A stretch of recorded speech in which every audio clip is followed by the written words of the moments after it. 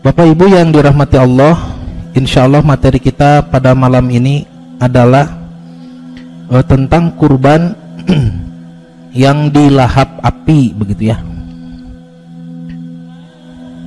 Judul ini lahir dari sebuah ayat di dalam surah Ali Imran ayat 183. Unik Bu ya, kalau surah Al-Baqarah 183 itu tentang saum. Nah, kalau Ali Imran tentang mudah dihafal banyak. Saya cari lagi, jangan-jangan ini setiap ayat 183 gitu ya. Ada rukun Islam yang lain, ternyata di toong surah Al-A'raf tidak ada. Kemudian suara. Nah, ini kalau di pesantren Ibnu Hajar adalah materi yang dibahas pada kajian pertalian hukum dalam kitab suci, itu setiap Jumat pertama ya, di waktu subuh, yaitu mengenai pertalian hukum. Kita mencari atau mengkaji meeting point, begitu ya, meeting point dari ajaran-ajaran Islam yang masih mirip atau sama dengan ajaran-ajaran dalam kitab suci umat-umat terdahulu, sebagai pembuktian bahwa Allah Subhanahu wa taala berfirman, setiap rasul itu la nufarriqu baina ahadim mir rusulih, tidak ada pertentangan di antara ajaran para rasul, begitu. Tentu saja dengan menggunakan kaidah yang sudah diajarkan oleh para ulama. Apabila kita mengkaji kitab umat-umat terdahulu, itu kita harus menjadikan Al-Quran dan Sunnah sebagai penguji ya, sebagai filter.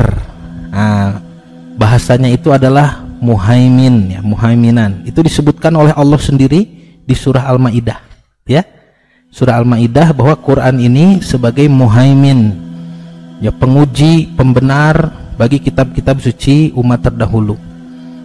Maka ayat-ayat yang masih mirip, masih sama isinya, pesannya antara kitab Taurat, Zabur, Injil dan Al-Quran mirip ya ayatnya, maka bisa diduga itu ayat yang masih sama dengan ajaran para nabi yang asli. Tapi apabila menyalahi Quran, maka kita anggap itu adalah ayat yang sudah dirubah.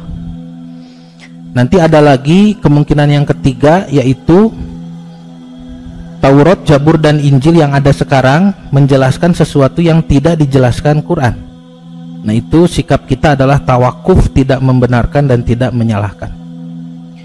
Terkait dengan kurban yang dilahap api, itu di surah Ali Imran 183 adalah berasal dari bentuk penolakan bangsa Yahudi di Madinah kepada Nabi Muhammad SAW, bahwa orang-orang Yahudi di Madinah dulu mengaku ya, kalau Allah Subhanahu wa taala sudah mengadakan perjanjian dengan mereka, bahwasanya ciri daripada kenabian atau kerasulan itu yaitu adanya kurban yang dimakan oleh api, gitu ya. Nah, ayatnya seperti ini. A'udzubillahi minasyaitonirrajim. Alladzina qalu, orang-orang yang berkata, ini orang Yahudi, innallaha, sesungguhnya Allah, ahida ilaina, telah menunjukkan kepada kami, alla nu'mina, untuk tidak beriman, li rasulin, kepada seorang rasul, hatta, sehingga, berarti dia akan beriman apabila ya'tiyana bikurbanin, Rasul itu mendatangkan kepada kami dengan satu kurban ta'kuluhun nar, kurban yang dimakan oleh api. Itu ya kalimatnya. Ini unik Pak Bu, kalau kita bahas panjang ya, ini makalah ringkasan saja. Jadi Nabi Shallallahu Alaihi Wasallam mengajak masuk Islam kepada orang-orang Yahudi di Madinah. Jawaban mereka ini, jawabannya, kami sudah berjanji kepada Allah, Allah sudah memerintahkan juga kepada kami untuk tidak beriman kepada seorang yang mengaku menjadi Rasul kalau dia tidak bisa menunjukkan kurban yang disambar api, yang dilahap api. Hesen rangkenannya kalinya. Ya. Kita baca saja dulu tafsirnya nih. Imam Ibnu Katsir menjelaskan, janganlah nanti pusing ya kalau ke tafsir pusingnya. Begini dulu, harus digambarkan dulu. Jadi kalau kita lihat syariat kurban Bani Israel Bapak Ibu, katanya dulu, nanti kita lihat ada juga beberapa riwayat yang membenarkan. Dulu itu pernah terjadi, itu di zaman Nabi Ilyas. Salah satunya di zaman Nabi Ilyas. Orang Yahudi menyebutnya Elia. Ya, menyebutnya Elia. Ayah Ibu Elia. Bu Elia. Jadi di zaman Bu Elia, di zaman Nabi Ilyas atau Elia, itu pernah terjadi semacam mubahalah ya. Mubahalah itu adu doa, berdoa kepada Allah untuk menunjukkan siapa yang berbohong, siapa yang salah. Untuk kalau di Islam itu nanti Allah menurunkan azab. Nah, dulu di zaman Nabi Ilyas itu pernah Allah menurunkan api begitu. Jadi di zaman nabi-nabi Bani Israel dulu pernah ada beberapa kejadian bahwa kurban itu ketika dipersembahkan kepada Allah itu di atas bukit ya. Kalau dulu harus di atas bukit. Nah, maka kurban itu akan disambar petir begitu Bu. Nah, disambar petir ya. Ada juga yang menyebutkan turun api dari langit. Kita kumaha turun api dari langitnya. Nah, kalau petir halilintar guludug, nah itu bisa dipahami ya kalau dari langit. Cukur gitu Bu, kahuruan. Nah, dulu itu adalah menjadi ciri bahwa kurbannya diterima gitu. Cina pami ayeuna kitu keneh kabayangnya. Resep gitu Idul Adha teh cukur gitu. Nya kan wayahna Bapak Ibu tidak bisa makan dagingnya karena habis gitu ya. Ya. Nah, dengan kejadian kurban yang dimakan api seperti itu, maka orang-orang Yahudi menyebut ibadah kurban dengan istilah korban bakaran. Dengan istilah korban bakaran. Itu sampai sekarang. Ya. Sampai hari ini Yahudi kurbannya masih pakai api, tapi karena sudah tidak ada yang nyambar dari langit, maka mereka bakar sendiri. Mohon, mereka menyebutnya korban bakaran. Jadi Yahudi pun ibadah kurban, tapi tidak dibagikan. Nah, kurbannya itu dibakar. Ya. Dan mohon maaf ya, itu mereka meyakini, mohon maaf ya, nauzubillah, bahwa katanya Allah Subhanahu wa Ta'ala menurut mereka menyukai aroma daging bakar. Nauzubillahimin dzalik, subhanahu wa ta'ala amma yasifun. Kalau menurut kita kan tidak masuk akal ya. Tidak masuk akal, kenapa? Berarti nu paling dicintai Allah teh tukang sate. Teking kena kitu tetehnya. Nah, jadi dulu tidak di semua nabi ya, tidak di semua nabi Bani Israel, tidak, hanya di beberapa saja. Yang saya baca itu Nabi Elia, nanti ada di zaman Nabi Musa juga, Nabi Harun, karena itu awal syariatnya dari Taurat, dari Nabi Musa. Itu kalau berkurban, kalau kurbannya diterima ya, itu dimakan api kurbannya. Nah, fenomena itu kan jadi keyakinan orang Yahudi, akidah orang Yahudi. Ternyata fenomena kurban yang dilahap api itu dijadikan alasan untuk menolak Nabi Muhammad SAW gitu Pak. Karena mereka sendiri tahu sekarang api itu sudah tidak ada. Kan terakhir ayat zaman Nabi Zakaria, Nabi Isa ya, itu terakhir ada para nabi. Dari situ mereka juga heran, kok kenapa tidak ada lagi nabi, sampai mereka cari-cari sampai mereka datang ke kota Madinah karena membaca di dalam Torah bahwa nabi terakhir akan hijrah ke kota Madinah. Jelas kan ya?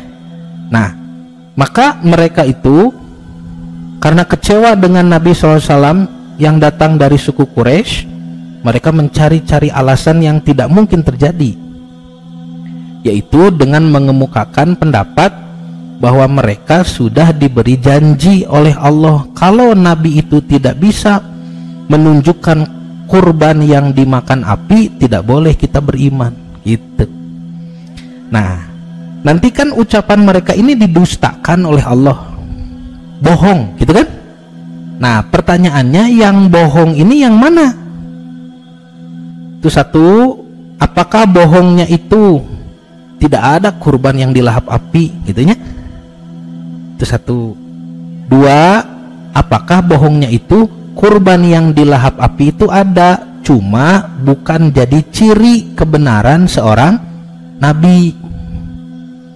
Tak itu Pak Bu, yang saya baca para ulama ahli tafsir menjelaskan ayat ini, ada yang fokus pada ucapan kebohongannya saja, bahwa mereka mengada-ngada telah berjanji dengan Allah untuk percaya kepada Nabi itu kalau bisa menunjukkan kurban yang dimakan api. Itu mengada-ngada saja. Itu ada ulama hanya fokus kepada kebohongannya saja, seperti ya dalam tafsir Jalalain misalkan, kemudian dalam tafsir As-Sa'di ya, saya baca juga dalam tafsir Al-Qurtubi, itu fokusnya kepada kebohongannya.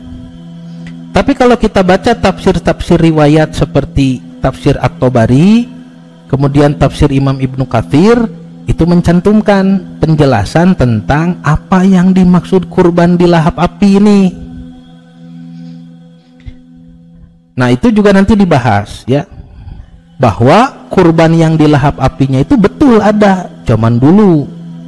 Tapi terkait bahwa kurban yang dimakan api itu harus menjadi ciri kebenaran seorang nabi, itu bohong gitunya. Bisa dibedakan ya.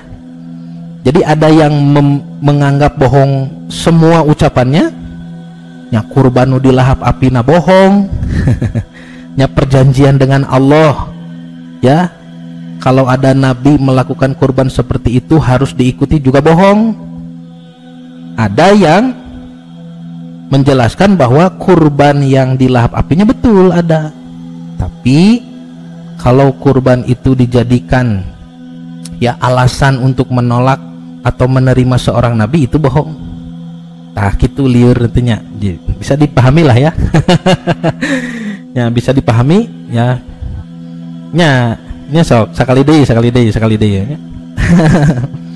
Jadi kata orang Yahudi, oh kami sudah punya janji nih dengan Allah gitunya, bahwa Allah memerintahkan kami untuk tidak percaya kepada nabi atau rasul sehingga dia melakukan kurban yang dimakan api.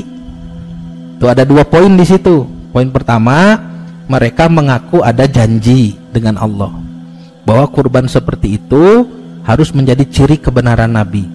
Dua, bahwa memang ada kurban yang dilahap api. Nah, para ulama menjelaskan ada yang mendustakan dua-duanya. Pengakuan mereka sudah punya janji dengan Allah seperti itu juga bohong, dan kurban yang dilahap api juga bohong, belum pernah ada. Tak itu ada yang menganggap semuanya bohong.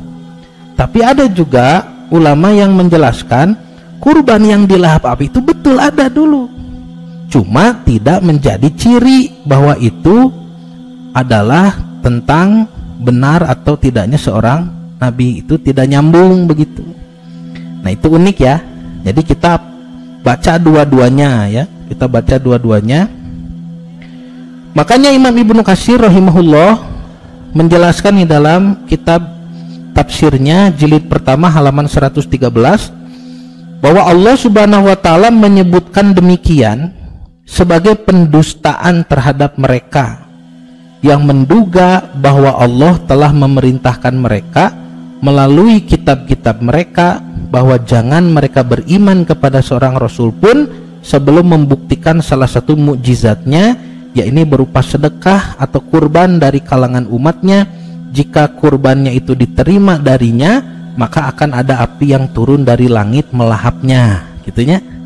Nah jadi saya dulu pertama membaca ini penasaran, yang disebut pendustaan itu yang mana? Apakah pengakuannya terhadap perjanjian Allah, ataukah kurban yang dilahap apinya, atau dua-duanya bohong, gitunya.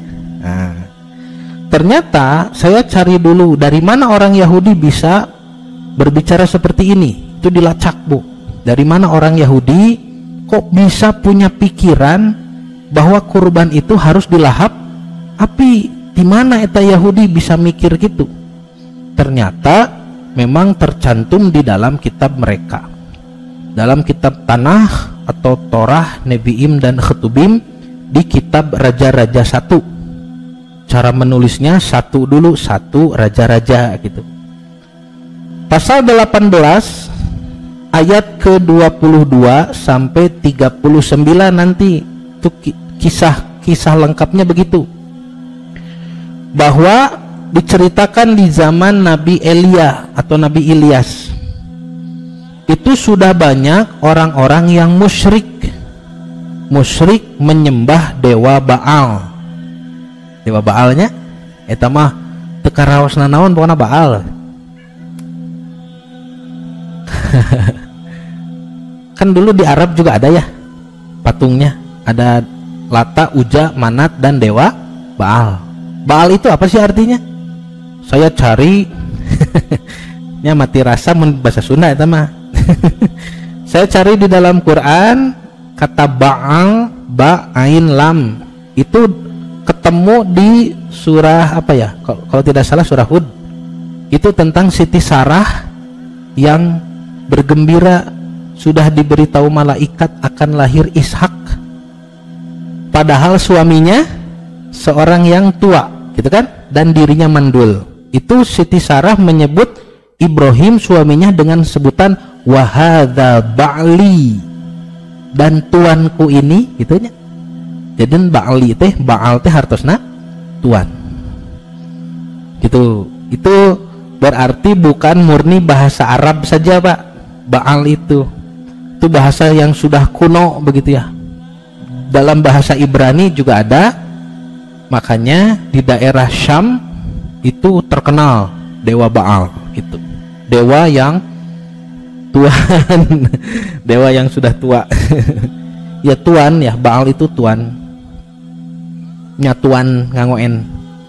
Nah ternyata banyak orang yang menyembah dewa Baal di zaman Nabi Ilyas begitu, sehingga Nabi Ilyas itu marah, kemudian menantang orang-orang yang menyembah dewa Baal bersama pemuka-pemukanya untuk bermubahalah gitu, Bu. Bermubahalah adalah salah satu tindakan pembuktian mana yang benar. Ya, kita bisa bermubahalah nih kalau dalam perkara yang penting ya. Ini sampai urusannya urusan benar dan salah, urusan hitam dan putih dalam skala besar. Ya, contoh misalkan kalau sekarang orang Islam ada yang merusak ya dari arah musuh-musuh Islam yang mengaku Islam padahal merusak Islam dari dalam. Itu ajak mubahalah besok. Ya. Ajak mubahalah. Manakah yang berbohong dia kena azab, gitu kan? Nah, itu mubahalah di kita ada syariatnya itu di Quran surah Ali Imran kalau tidak salah ya. Summan nabtahil. Kemudian mari kita bermubahalah. Nah, tapi di dalam kisah Nabi Elia ini justru mubahalahnya dengan pembuktian bahwa kurban siapa yang akan diterima.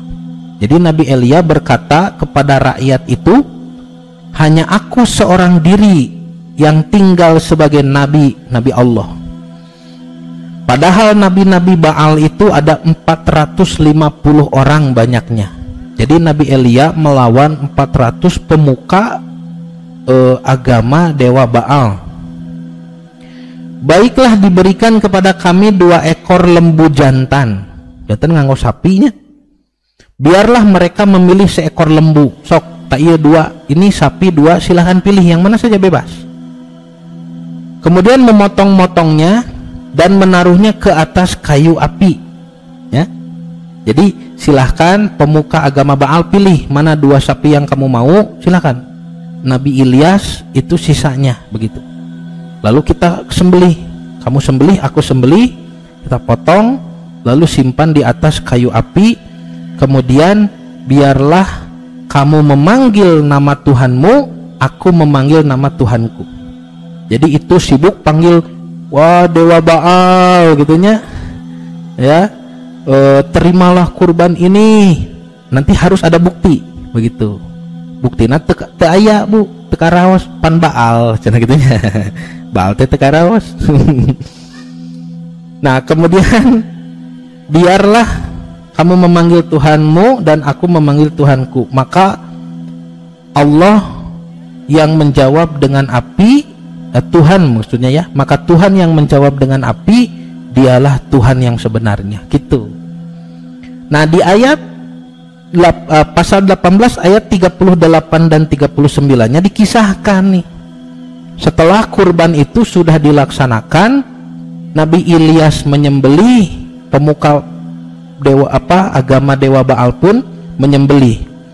Maka disebutkan di sini, lalu turunlah api Tuhan menyambar habis korban bakaran, kayu api dengan batu dan tanahnya, bahkan dengan air yang ada di parit itu habis dijilat api. Ketika seluruh rakyat melihat kejadian itu, karena yang disambar ternyata kurbannya Nabi Ilyas, maka sujudlah mereka semua serta berkata, Tuhan dialah Allah, Tuhan dialah Allah gitu. Nah dengan kejadian ini maka banyak orang yang bertaubat, gitulah kisah namanya. Nah mungkin karena ada ayat-ayat seperti ini, nanti kita bisa baca juga dalam Torah Nabi Musa, dalam surah-surah yang lain, cuma saya tidak cantumkan semua ya, karena cukup contoh satu sajalah. Mungkin dengan adanya ayat-ayat seperti inilah orang Yahudi di Madinah dulu berani mengatakan korban di lahap api di hadapan Nabi Muhammad SAW. Cok Muhammad, kalau kamu benar seorang Rasul, lakukan apa yang dilakukan Elia dulu gitu, apa yang dilakukan Ilyas dulu, karena kami tidak akan beriman kecuali kamu melakukan itu gitu. Ternyata mereka menyebut bahwa prinsip itu adalah perintah Allah. Menurut Yahudi, Allah lah yang memerintah kami untuk mengujimu dengan korban yang dilahap api. Nah jawaban Allah subhanahu wa ta'ala bagaimana? Jawabannya di ayat di atas tuh ya, lanjutan ayatnya, Qul, katakanlah Muhammad. Nah ini Nabi Muhammad SAW menjawab, Qad ja'akum rusulun, sungguh telah datang kepada kalian banyak sekali Rasul. Ini bentuknya jamak ya, Rasul. Min qabli, sebelum aku, bil bayinat, dengan keterangan-keterangan, wabilladzi qultum. Nah perhatikan kalimat itu bu, telah datang rasul-rasul kepada kalian sebelumku membawa keterangan-keterangan yang nyata, wabilladzi qultum taeta, perhatoskeun, dan membawa apa yang kamu sebutkan tadi. Kamu bilang apa tadi? Kurban yang dilahap api. Ku Allah disebutkan, qad ja'akum, ya, sungguh telah datang kepada kalian. rusulun rasul min qabli sebelumku bil bayinat dengan tanda-tanda mujizat yang begitu banyak, wa billadzi qultum dan dengan apa yang kamu katakan, maksudnya dengan korban yang dilahap api. Jadi betul ada dulu, betul ya. Karena dengan lafaz Allah ini ya wa billadzi qultum menunjukkan memang peristiwa kurban dilahap api itu pernah terjadi gitu. Untung aya kalimat ieu tah nya. Untung abdi isin ngadamel judul ieu. Falima qataltumuhum, maka kenapa rasul-rasul yang banyak itu kamu bunuh juga mereka? In kuntum shodikin, jika kamu merasa benar. Nah gitunya. Jadi Allah Subhanahu wa taala menyebutkan fakta di zaman dulu. Kata Imam At-Tabari, ini pelakunya adalah nenek moyang mereka yang membunuh Nabi itu, tapi Allah mengajak bicara kepada turunannya, kepada orang Yahudi di Madinah di zaman Nabi Muhammad SAW. Nah gitu Pak Bu. Jadi apa yang dimaksud oleh jawaban Allah ini, maksudnya percuma gitu. Kalaupun sekarang Muhammad bisa menghadirkan kurban yang disambar api, kamu pasti tidak akan mau beriman. Berarti ucapan kamu yang pertama tadi bahwa ini adalah perjanjian kamu dengan Allah itu bohong gitu. Karena dulu nenek moyang kamu juga menyaksikan kurban yang dimakan api, tapi mereka tetap membunuh para nabi. Banyak sekali nabi yang dibunuh. Yang pertama dibunuh itu Nabi Yesaya. Nabi Yesaya itu disebutkan yang pertama kali dibunuh. Dari situ tidak terhitung Pak ya. Jadi yang pertama Yesaya, yang terakhir itu 3 nabi, tapi 1 selamat gitunya. 3 nabi itu, yang terakhir Zakaria itu dipenggal digergaji ya sampai belah tubuhnya. Kemudian Yahya putra Zakaria alaihi salam itu dipenggal kepalanya, dan Nabi Isa pun disalibkan, itu diikat di batang kayu, disiksa sampai mati. Tapi dalam surah An-Nisa disebut Allah Subhanahu wa taala mengangkat Nabi Isa ke langit, dan Nabi Isa tidak mengalami kematian, begitu ya, kematian. Nah itu kalau kita kumpulkan ayat-ayatnya banyak sekali bukti bahwa mereka dari dulu membunuh para nabi. Itu di Torah ada ayatnya, di Injil ada. Dari mana kita tahu? Karena dia dimarahi oleh nabi-nabi yang lain. Contoh misalkan Nabi Isa pernah mengutuk penduduk Yerusalem dengan mengatakan, celakalah kalian Yerusalem karena kalian telah membunuh para nabi. Itu ada ucapan seperti itu. Nabi Daud juga pernah mengatakan itu ya. Dan ternyata di dalam Quran pun Nabi Muhammad SAW juga diberitahu kebiasaan mereka membunuh Nabi itu. Contoh misalkan di surah Al-Baqarah ya, ayat 61 di ujung ayat, dzalika bi annahum kanu yakfuruna bi ayatillah wa yaqtuluna nabiyyina bi ghairil haqq. Mereka kena sengsara itu karena mereka kufur terhadap ayat-ayat Allah, dan karena kebiasaan mereka membunuh para nabi dengan jalan yang tidak hak. Nah itu ya. Dan Nabi Muhammad SAW pun pernah mengalami percobaan pembunuhan. Oh iya, berapa kali itu? Yang pertama, Nabi pernah duduk di depan rumah orang Yahudi Banu Nadir kan, di Madinah, untuk meminta pertolongan ya. Ada kasus pembunuhan waktu itu di pasar Koinuko, pasar Yahudi. Nabi minta tolong, melobi kepada Koinuko, siapa pembunuh sahabat Nabi ini ya. Nabi minta tolong ke Yahudi Banu Nadir karena mereka sahabatan, Yahudi Koinuko dengan Yahudi Nadir. Nabi minta tolong ke Banu Nadir. Kata pemuka Banu Nadir, baiklah nanti saya akan bicarakan gitu kan. Sekarang silahkan Anda tunggu di sini. Nabi tunggu tuh, duduk. Nah ketika Nabi duduk itulah mereka berbisik-bisik di dalam rumah mengatakan, siapa yang bisa menjatuhkan batu dari atas kepada Muhammad, ya, kepada kepala Muhammad tidak akan mendapatkan kesempatan lebih baik daripada ini. Lalu ada orang yang bersedia, ya, sudah batunya sudah diangkat ke lantai 2 gitu Bu, mau ditimpakan ke kepala Nabi. Ternyata Jibril alaihissalam datang memberitahu, lalu Nabi pergi begitu. Waktu itu Abu Bakar menyertai Nabi, dan Abu Bakar tidak tahu karena Nabi tidak menjelaskan. Kok tiba-tiba Nabi pergi begitu ya? Maka Abu Bakar menyusul. Ternyata Nabi berjalan pulang sampai ke Masjid Nabawi.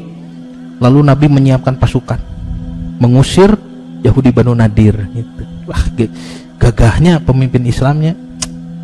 Ya, gara-gara rencana jahat itu bukan hanya Koinuko yang diadili, tapi juga Banu Nadir. Makanya setelah kejadian itu di Madinah diusir semua. Yang tertinggal hanya Banu Quraidah, ya, yang punya benteng itu, dan Banu Najjar yang berbaur. Kalau Banu Nadir, Koinuko diusir oleh Nabi. Inilah nanti Nadir Koinuko yang diusir ini yang nanti menghasut kafir Quraisy, ya, Bani Gatafan, ya, suku-suku Arab pinggiran untuk mengepung Madinah, dan terjadi perang Khandaq, perang Parit, ya. Itu diprakarsai oleh Yahudi Banu Nadir dan Koinuko yang diusir Nabi. Nah, di perang Khandaq kan nanti Banu Quraidah yang masih tersisa itu malah membantu mereka membuka gerbangnya, ya, karena lewat jalan utama sudah ada parit. Nanti mereka muter ke jalan benteng Banu Quraidah, dibujuk, ternyata dibuka kan gerbang bentengnya. Hampir saja penduduk Madinah celaka kalau Allah tidak membuat skenario, ya, itu kisahnya panjang lah. Nah, dengan kejadian itu, maka ketika perang Khandaq selesai, Banu Quraidah pun diusir, bahkan dipenggal 30 orang yang jadi provokator gitu. Nah, sejak saat itulah habislah Yahudi di Madinah, tidak ada. Nanti mereka berkumpul di benteng Khaybar. Nanti benteng Khaybarnya pun diusir ke Nabi, ya, dihancurkan. Nah, maka yang tersisa hanya Yahudi-Yahudi yang, ya, yang mau nurut saja begitu, terutama dari kalangan Banu Najjar, sama Balagur gitu, ya, Yahudi. Nah, Bapak Ibu yang dirahmati Allah, di dalam tafsir Jalalain Imam As-Suyuti, ya, itu menjelaskan, maka kami tidak, maksud dari ucapan Yahudi itu, kami tidak akan beriman kepadamu sebelum membawakan kurban, pemberian yang mendekatkan diri pada Allah berupa ternak atau yang lain. Jika kurban itu diterima, maka langit akan muncul api putih yang akan membakarnya, dan jika tidak, maka ia akan tetap tinggal di tempatnya tanpa ada yang menyentuhnya. Hal ini diperintahkan kepada Bani Israel, tetapi kepada Nabi Isa Al-Masih dan kepada Nabi Muhammad SAW tidak diperintahkan. Itu dalam tafsir Jalalain. Jadi di zaman Nabi Isa pun sudah tidak ada, ya, fenomena kurban dimakan api tersebut. Nah, kalimat di Ali Imran 183 itu, wabilladzi qultum, dan apa yang kamu sebutkan itu, sungguh telah datang dulu nabi-nabi, rasul-rasul membawa keterangan dan membawa apa yang kamu sebutkan.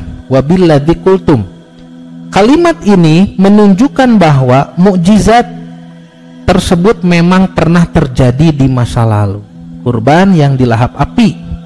Nah, dan itu bukan hanya pada masa Bani Israel saja. Memang zaman dulu kurban itu kalau diterima ngejelegur gitu bunya, dimakan api lalu hewannya hilang, ya. Nah, seperti penjelasan Imam Ibnu Katsir yang mencantumkan satu riwayat ketika membahas surah Al-Maidah ayat 27 tentang pengorbanan dua putra Nabi Adam. Nah, dengar ya, dua putra Nabi Adam, Habil dan Qabil, kan keduanya berkurban. Nah, itu dilahap api itu kurbannya. Nah, Allah Subhanahu wa taala berfirman, "Watlu alaihim naba abnai Adam bil haqq."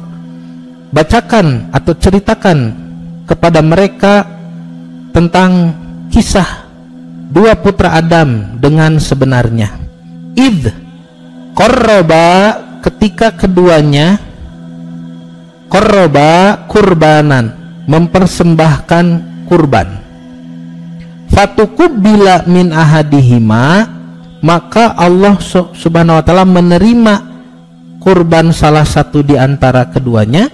Walam yutaqabbal minal akhar, dan yang lain tidak diterima. Qala, orang yang tidak diterima itu berkata, la aqtulannaka, sungguh aku akan membunuhmu. Qala, saudaranya yang diterima menjawab, innama yataqabbalullahu minal muttaqin, sesungguhnya Allah subhanahu wa ta'ala hanya menerima kurban dari orang-orang yang bertakwa. Nah, dengan tragedi ini terbunuhlah satu putra Nabi Adam, ya, yaitu Habil. Padahal menurut Imam At-Tabari, Habil itu tenaganya lebih besar, keterampilannya pun lebih hebat, karena sehari-hari mengembala hewan-hewan ternak yang kuat-kuat, ya, beda dengan Qabil, ya, sehari-harinya berkebun. Jadi tenaga Habil itu lebih besar sebetulnya, tapi Habil terbunuh karena tidak mau melawan, karena takut dosa. Jadi jalmi soleh ya maut punya, padahal lebih kuat. Nah, Imam Ibnu Abi Hatim, putranya Imam Abu Hatim, mengatakan telah menceritakan kepada kami ayahku, yaitu Abu Hatim, telah menceritakan pada kami Al-Ansori, kata Abu Hatim, kata Al-Ansori menceritakan pada kami Al-Qasim ibnu Abdurrahman, kata Al-Qasim ibnu Abdurrahman menceritakan pada kami Muhammad bin Ali ibnu Husain, yang menjelaskan bahwa Nabi Adam alaihissalam berkata kepada Habil dan Qabil, ini sebelum pengorbanan. Kata Nabi Adam alaihissalam, suguhkanlah kurban oleh kamu berdua. Karena ini cita-cita Nabi Adam, ya, sudah diperintah oleh Allah, ini hasil panen, hasil ternak anak harus dikurbankan. Kebetulan waktu itu pun ada kasus, yaitu perebut istri gitu namanya. Yang perebut istri, karena kan lahir dua kembar gitunya, laki-laki perempuan. Nah, ini rasnya sama, yang meureun urama bodas gitunya, kulitnya bodas, tampan, cantik. Lahir yang kedua mungkin ya tidak secantik, tidak setampan kakaknya begitu. Nanti Nabi Adam itu diperintah untuk kawin silangkan anak-anaknya. Mohon jantan nu kasep takbil gitu, Qabil dengan saudara kembarnya, ya, dalam riwayat namanya Ikrimah atau siapa begitu, ya. Qabil itu kasep, Ikrimah cantik. Adiknya Habil nih nu soleh tadi, dengan kembarannya perempuan tidak sebagus kakaknya lah begitu. Jadi pas dikawin silang itu, Qabil keberatan gitu, ya. Ternyata Nabi Adam alaihissalam memerintahkan keduanya untuk berkurban. Suguhkanlah kurban oleh kamu berdua. Nah, kemudian Habil dan Qabil berkurban. Maka keduanya menaiki bukit dan meletakkan kurbannya masing-masing. Nanti dalam riwayat lain disebutkan Habil, si adik ya Habil nusoleh, itu karena sehari-harinya pengembala domba, dia membawa domba yang paling sehat. Dombanya paling gemuk, paling sehat, dan yang paling disukainya. Jadi di kalangan ternaknya itu ada hewan yang paling bagus, ya, spesial. Itu Habil sampai menyukainya, dari kecil sudah diurus begitu, sudah sampai katanya digendong, waktu kecil digendong, di tidur bareng begitu, ya. Nah, dalam riwayat begitu, sanes tidur di kamar, dah kamu mantu di kamarnya menuju di angon gitu. Itu sampai dipeluk begitu sama Habil. Nah, domba itu gemuk, tinggi, besar, tanduknya indah begitu, Bu. Dalam riwayat lain disebutkan, nah, domba ini milik Habil begitu, ya. Sedangkan Qabil itu petani, berkebun begitu. Qabil hanya mengorbankan hasil panen seadanya saja. Jadinya saya lah itunya nyana hasil panen ka gunung tuh. Kalau Habil terlihat menyuguhkan kurban yang sangat bagus. Lalu keduanya naik bukit meletakkan kurbannya masing-masing. Setelah itu ketiganya duduk, maksudnya Habil, Qabil dan Nabi Adam alaihissalam duduk agak jauh begitu, seraya melihat ke arah kurban itu, karena kurbannya di bukit, ini duduk di bawah begitu agak jauh. Maka Allah Subhanahu wa taala mengirimkan api. Nah, ini ada riwayatnya ya dari Imam Abu Hatim, dan juga nanti ada riwayat Ibnu Jarir dalam tafsir At-Tabari. Memang Allah mengirimkan api ketika itu, dan ada juga riwayat menyebutkan apinya juga warna putih. Ya, ada ayah itu api putih. Ya, api putih itu kalau menurut teori ada ya, teori fisika ada. Jadi api itu warnanya, api itu kan berwarna kuning ya, kuning merah begitu ya. Kalau dipanaskan itu semakin merah. Itu kalau dipanaskan sampai 1000 derajat lebih itu menjadi biru. Makanya kompor gas lebih panas, si api birunya. Nah, api biru itu di bintang juga ada bintang berwarna kuning seperti matahari warna kuning, dan lebih panas lagi warna merah ya, bintang namanya bintang raksasa begitu. Kemudian ada bintang yang berwarna biru, ada. Nah, apinya lebih panas. Nah, kalau api biru itu dipanaskan ribuan derajat lagi, maka menjadi api putih. Nah, itu yang kita haruskan ke ahli fisika. Nah, kalau api putih itu dipanaskan lagi, maka menjadi api hitam. Api hitam yang tidak bisa padam dengan apapun, dengan air dan apa tidak. Makanya neraka jahanam disebutkan apa? Gelap gulita. Aneh kan? Kenapa tempat api tapi gelap? Harusnya kan terang api nya. Dia api hidung tuh. Ya, api hitam. Makanya Nabi SAW pernah bersabda, api di dunia ini sudah Allah dinginkan puluhan ribu kali. Yang berhenti na hidung, tiiskeun janten bodas gitu, tiiskeun janten biru, tiiskeun janten beureum, janten koneng kan gitu. Ya, enak korek api kan koneng, aya oren di pinggirnya. Kan gitunya korek api eta mah. Sok api unggun apa? Hawu gitu kan, apinya koneng. Jauh nyekeskeun bensin ya. Yang kayak memeser korek yan nu api hitam gitu nya, si api hitam moal parem eta mah. Nah, maka yang datang di sini katanya api putih. Setelah api berada di atas kurban mereka, jadi apinya ada di atas bukit. Dan di riwayat lain disebutkan tidak berasap ya. Maka domba milik Habil mendekatinya ya. Kemudian si api itu segera memakan kurban Habil ya, langsung dimakan begitu oleh api, dilentab, sebenarnya dijilat. Kalau dalam bahasa Indonesia kan jilatan api ya, yang ngalentab gitu seuneuna sehingga dombanya hilang. Kemudian kurbannya Qabil yang berupa hasil panen itu tidak disentuh ya. Nah, nanti kalau ini kan riwayatnya panjang ya. Ya, ini riwayatnya panjang. Kalau lanjutannya berbunyi, maka Adam alaihissalam mengetahui bahwa Allah murka kepada Qabil gitu. Lalu Adam berkata, wahai Qabil, bertobatlah kamu karena kurbanmu tidak diterima. Dari situlah Qabil gendok dan mengejar Habil, nantinya ambek gitu. Ya, jadi sirik kanu jadi dulur, keur marek dikawinkeun kanu geulis gitu ya.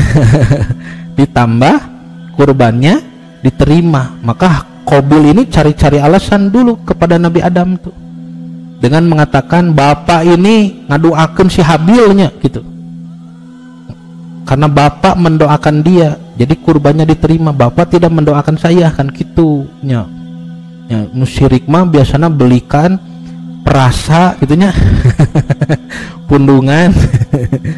Dan ketika Nabi Adam sedang pergi ya, dalam riwayat disebutkan ada yang mengatakan pergi berhaji ya, ke kota ke lembah Mekah sekarang. Waktu dulu belum disebut Mekah ya.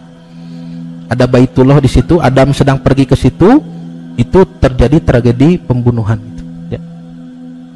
Nah terus tah Pak Bu, jantan kumaha tuh kesimpulannya ya? Kesimpulannya ya, kesimpulan dari penafsiran-penafsiran di atas bisa kita dapatkan nih bagus dari penjelasan Syekh Dr. Muhammad Sulaiman Al-Ashqar. Ini pengajar di Universitas Madinah, jurusan Ulumul Quran, ya, jurusan tafsir Quran. Ditulis dalam kitab tafsir beliau yaitu Zubdatu Tafsir min Fathil Qadir. Beliau menjelaskan salah satu syariat di Bani Israel adalah mengadakan sesembahan kurban.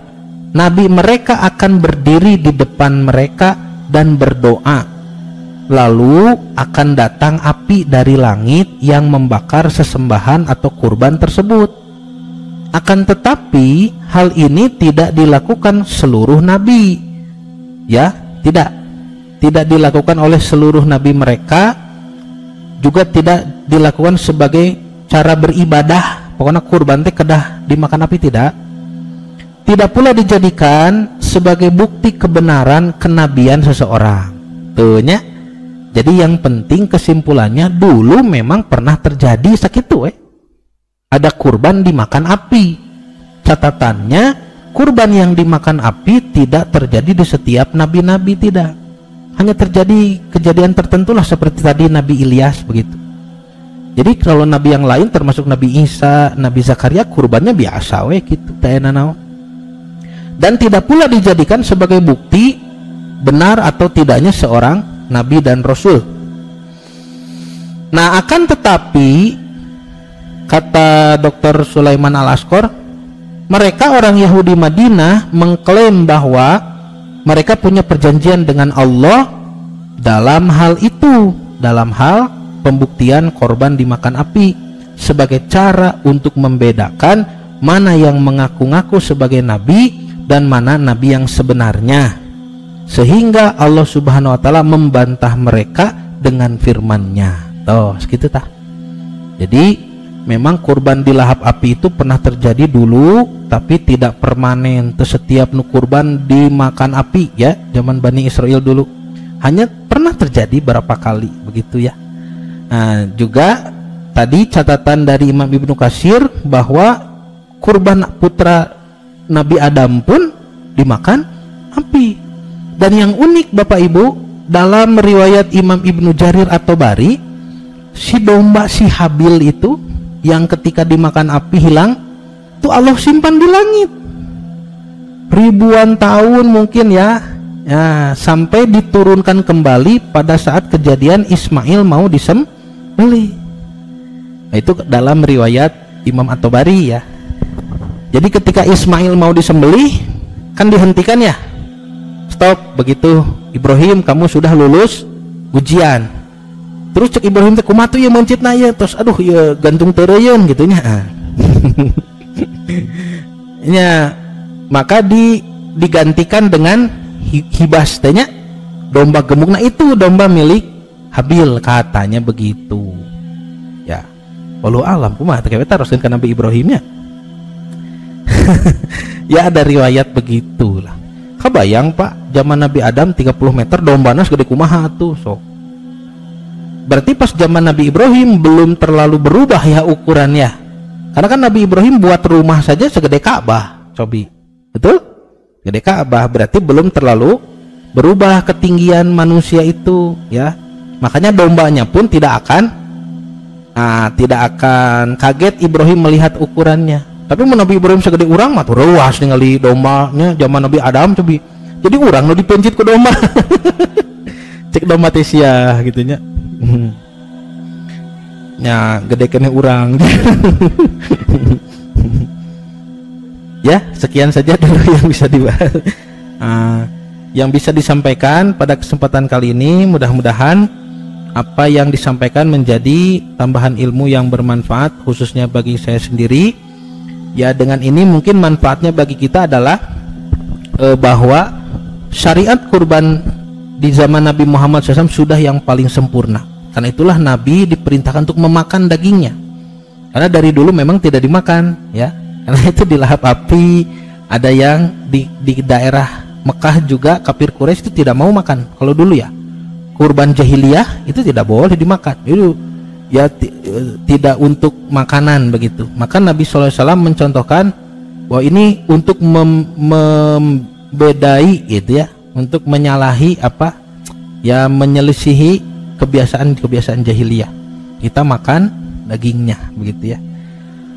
Sekian yang bisa saya sampaikan, mohon maaf atas segala kekurangan. Ditutup dengan doa, Rabbana atina fid dunya hasanah wa fil akhirati hasanah wa qina adzabannar. Aqulu qouli hadza wa astaghfirullah li wa lakum. Wassalamualaikum warahmatullahi wabarakatuh.